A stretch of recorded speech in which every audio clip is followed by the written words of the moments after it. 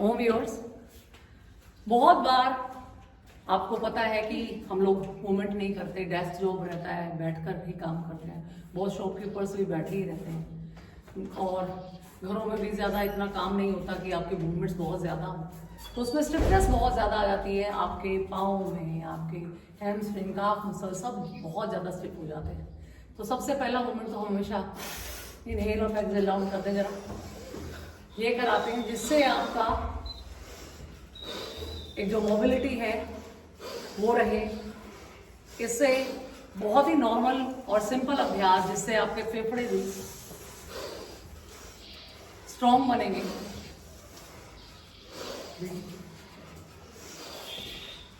शाबाश शाबाश। इसमें आपको अपने पंजों पर आना है। शाबाश, लगा।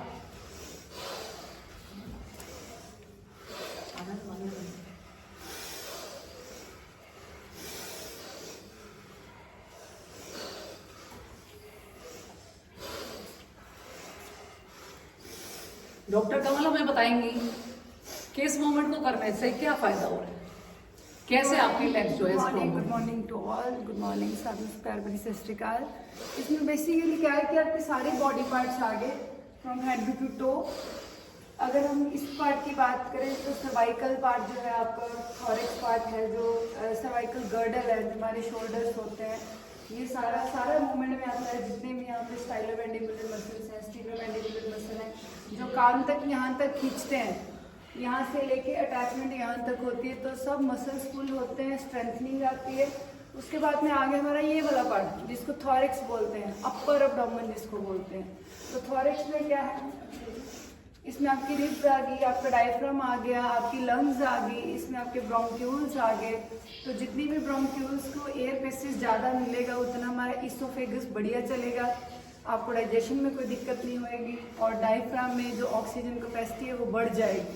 उसके बाद में आ गया आपका लोअर थॉरेक्स, ये वाला पार्ट जिसको हम लोअर एब्डोमेन भी बोलते हैं, जिसके अंदर लीवर, स्प्लीन, पेल्विस, ये हमारा सारा एरिया ये वाला आ गया। इसके अंदर पैनक्रियाज आ गए। तो जितने भी हमारे गैस्ट्रिक जूसेस होते हैं, बाइल एसिड्स होते हैं, वो सारा अच्छा डिस्चार्ज रहेगा। जितना बाइल एसिड, एक साथ सांस भरें नीचे, डाइजेस्टिव जो एसिड होता है जितना ज़्यादा अच्छी मात्रा में बनेगा, उतनी जल्दी आपकी डाइजेशन की जो कैपेसिटी है वो अच्छी रहेगी। उसके बाद में आ गया हमारे यहाँ से पेल्विक एरिया, हिप जॉइंट्स के एरिया से यहाँ से लेके यहाँ तक। इसमें क्या है कि आपकी जो फीमर बोन है, जो मसल अटैचमेंट है, जो गुनाइडल एरियाज हैं, जेनाइटल एरियाज हैं, मेल फीमेल अलग अलग पार्ट्स के, तो वो सारे आपको हार्मोन्स के अंदर, रिप्रोडक्टिव सिस्टम के अंदर हेल्प करेगा। उसके बाद में आ गया आपका लोअर पार्ट, जिसके अंदर आपकी फिबुला और टीबिया बोन्स आती हैं, ये वाली, और प्लस पटेला बोन्स, ये वाली बोन, ये पटेला बोन है, जिसके ऊपर सारी मसल अटैचमेंट होती है। जैसे कि आजकल हम सुनते हैं कि बहुत ज़्यादा नी पेन्स हो रही है, नी जॉइंट रिप्लेसमेंट हो रही है। तो अगर ये सारी चीज़ें अटैचमेंट में रहेंगी और पेरिफेरल पुलिंग ऑफ ब्लड होएगा, तो पुलिंग ऑफ ब्लड में हेल्प करेगा। जब भी हम इस पोजीशन में जाते हैं तो पेरिफेरल पुलिंग ऑफ ब्लड जाता है यहाँ से, तो जिसमें क्या है कि जो ऑक्सीजनेटेड डीऑक्सीजनेटेड जो ब्लड है, जो ऑक्सीजनेटेड ब्लड है वो आपका कार्डियक साइकिल चलाता है, हार्ट की तरफ पुल होता है, और जो डीऑक्सीजनेटेड ब्लड है, मतलब जो एक्सक्रीटरी सिस्टम होता है, वो एक्टिविटी में आता है। और जो जितने भी नॉन रिक्वायर्ड लिगामेंट्स और नॉन रिक्वायर्ड माइक्रो एलिमेंट्स वगैरह होते हैं, वो सारे एक्सक्रीशन के थ्रू आपका बाहर आता है। तो इसमें सारे बॉडी पार्ट्स आपके आगे तो अच्छे से ये असर हील होती है, और पूरा हमारा जो मेन ये जो एरिया है वो स्ट्रॉन्ग होता है, जिसमें आपका काफ मसल्स आ गए, हैमस्ट्रिंग्स आ गए, जिनमें बहुत ज़्यादा स्टिफनेस रहती है, और वेरिकोज वेंस, इसकी वजह से वेरिकोज वेंस रहती है आपको, या पाँव में बहुत ज़्यादा पेन रहता है, एड़ियों में बहुत दर्द रहता है, पंजों में दर्द रहता है, मतलब पूरा ही पाँव का इसमें यहाँ से लेके ऊपर तक। जैसे डॉक्टर कमल ने आपको बताया कि कैसे मूवमेंट से आपको बहुत ज़्यादा फायदा मिलता है, और बिल्कुल आसान, जिसमें हमें लगानी है आदि मुद्रा।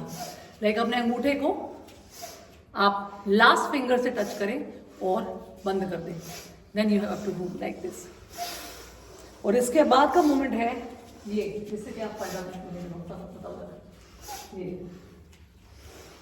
ये सारा मेन सर्वाइकल और आपका शोल्डर गर्डर जो है तो उसके अंदर हेल्प करता है। जिन लोगों को भी सर्वाइकल की प्रॉब्लम रहती है, माइग्रेन की प्रॉब्लम रहती है, तो इनकी माइग्रेन में बेसिकली क्या होता है कि जितने भी ये वाले सब मसल्स हैं, ऊपर के जो पार्ट हैं वो खींचते हैं, तो वही आपका हेडेक ऊपर तक आपके जाता है। तो माइग्रेन में भी ये होता है कि सिर्फ एक पार्ट कई बार इंक्लूडेड होता है, राइट और लेफ्ट साइड।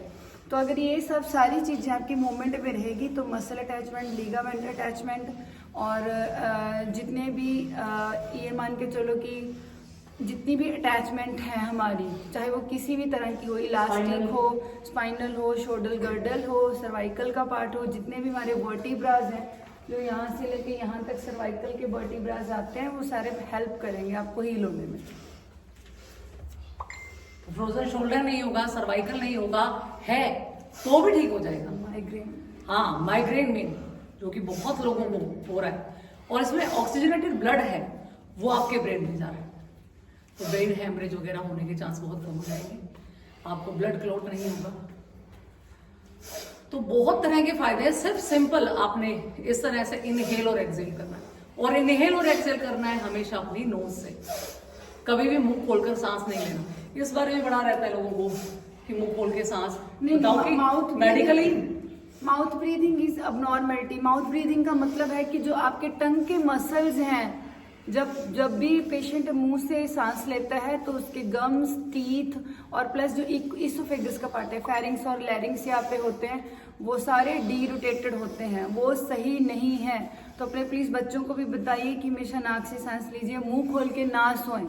अगर आपका बच्चा मुंह खोल के सो रहा है, सुबह आप उठ रहे हो तो उसको आपको खुद पता लग जाएगा कि उसको यहाँ पे कितनी स्टिफनेस रहेगी, तो उसकी प्लीज ये आदत बनाइए। अगर बच्चा ऐसा है तो उसको थोड़ी सी एक्सरसाइज बताइए। जो कार्डबोर्ड हमारा होता है मोटा गत्ता, वो मुंह में पकड़िए, ऐसे लिप्स के साथ उसको होल्ड करवाएं 5 मिनट के लिए, ताकि जो बच्चे की लिप्स अटैचमेंट है वो सही जगह पे चली जाए, और बच्चे को ध्यान रहे कि मुझे माउथ ब्रीदिंग नहीं करनी। देखो सीखिए, माए या जो पेरेंट्स है अपने बच्चों के लिए ऐसे मुंह में पकड़वा के रखे और दो जोर से बच्चा मुंह से दबा के रखे, ताकि सांस उसको हमेशा नाक से ही है। ऐसे करके 5 मिनट्स के लिए आप दिन में 2-3 बार बच्चों को एक्सरसाइज करवाइए। थैंक यू डॉक्टर कमल, बहुत अच्छा बताया इन्होंने।